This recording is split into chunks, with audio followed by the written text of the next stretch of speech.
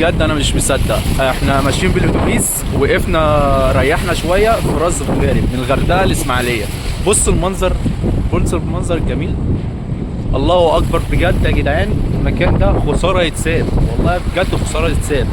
فبصور النهارده من راس غارب رايحين اسماعيليه، واتمنى تعمل اشتراك في القناه، تعمل سبسكرايب، وتاخد لفه بسرعه على الفيديوهات. عندي احنا بنعمل فلوج في كل محافظه شويه، والنهارده خامس يوم رمضان، واتمنى ان الناس كلها تتابعني. لايك وشير وسبسكرايب. مع السلامه.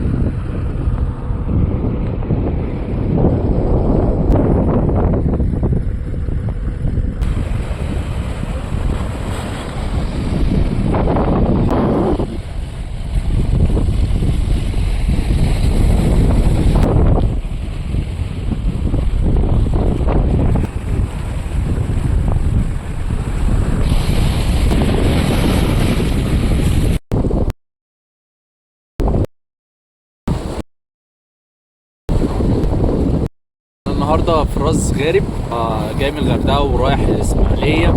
بس انا بصراحه لقيت المكان ده جامد جدا. المكان ده بص عامل ازاي. البحر بجد لونه جميل جدا ومتعه. ده دي مناظر. ده المكان اللي احنا وقفنا فيه نريح فيه، بس طلع حسن حظنا على البحر على طول. فما شاء الله، بسم الله ما شاء الله. المكان والفيو جميل جدا، الله اكبر عليه.